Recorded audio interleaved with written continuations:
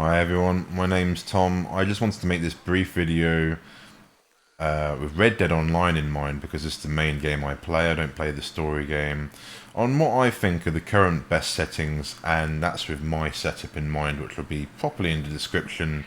I recently upgraded my setup. I played this game initially with 1660 Super, and I actually played it on ultra default settings with the advanced settings locked off. I just had everything on ultra high, and I got about an average of about 45 frames a second, and I really enjoyed that. That was a really nice experience, very photogenic. I then switched to the hardware and box settings, and I've not really looked back. Now I've got an RTX 2060, which is a bit better, but it's that bit better we get pretty much 60 frames a second locked. Now, I just want to talk about this update that happened a couple of months ago, and I've been playing this with my new graphics card without DLSS on. And I recently turned it on and had to play with the settings to get the best out of it, and I am converted to it. So I just wanted to show you the settings. So I normally have, for the longest time, hardware unboxed recommended settings, optimized settings, and that includes a lot of going into the advanced settings. So let's try and reel it off here. Let's try and make it clear and easy for people. So texture quality on ultra, filtering on times 16, lighting on medium. I've never turned it higher than that. All the rest of these on high, then we go to ultra, then we go to medium, then we go to ultra again. Now the custom here is because of the advanced settings, so don't worry about that. Particle quality on ultra, tessellation quality on ultra, and as you see, I didn't see this before, which is why. So we've got DLSS there, but we'll leave that off. This is hardware unbox recommended, doesn't have that included at the minute.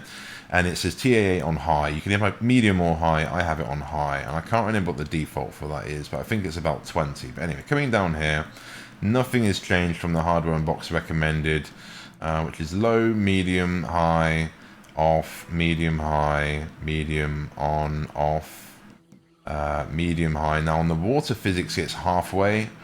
Resolution scale off for me. Now TAA sharpening, the one I played with for a long time and got 60 locked with this, no problem, is I have that 20 notches up. So just go to 0 on it and then just put it 20 to the right, and that's where it sits there. Motion blur off, but it doesn't really matter. It's not bad in this game, to be fair. Reflection MSAA. I didn't have that on for the longest time. That makes a big difference in this game. So we have that on times 2. Now, Hardware Unbox recommends geometry scale 3 out of 5. I've never done that. I've always had it 5 out of 5, and it's always looked great and played great. So if you can do that, I recommend put it on 5. And the grass level detail is on 4. Again, I think I bumped that up for how it is now, but that's currently still on 4 as well. And generally everything else is, again, this is recommended high, ultra, ultra high, tree tessellation off. Now this is how I played for the longest time. All around the map, everywhere we go, scenario is pretty much 60 frames a second locked in this, and it's beautiful. It's absolutely stunning. I really liked it. Now someone called this a bit like a Vaseline smear, and it's good we've got the fog in as well, because it's going to show. And the big thing that DLSS really changes, so I guess we're going to have to use our camp as a good example. Now this is lovely and smooth, there's no edges, it's a really nice cinematic look to it, and I've really enjoyed playing the game like this.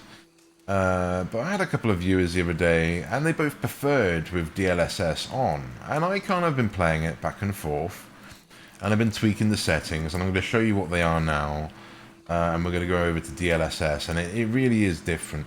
Now, the one thing I have noticed with with the DLSS, unfortunately, is that sometimes with the horse, particularly slowing down, it can drop frames to about 30 frames all of a sudden, then jump back up. So we do get a bit of a dip occasionally.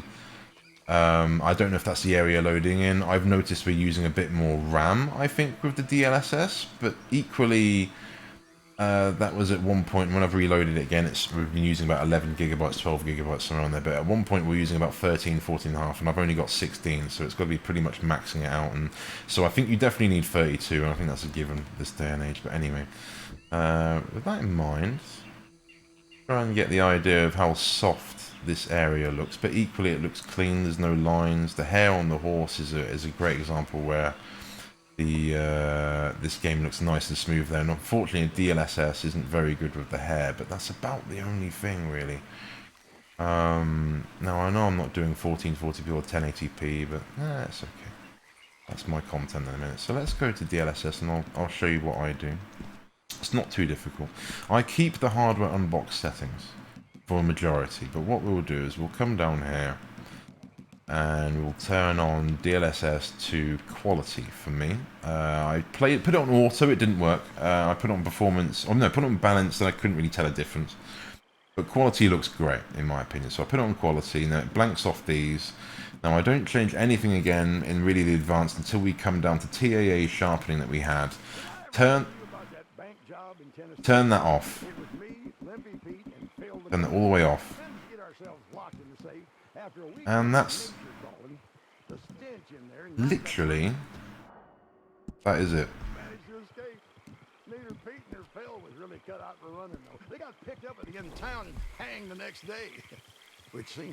And that is really brought in all the detail of the grass around us here. The lighting's now different. Now, of course, I might change these settings in the future. Maybe you can play with some of the lighting, having it on higher quality or something. But now, essentially, I think we've got ray tracing as well in this.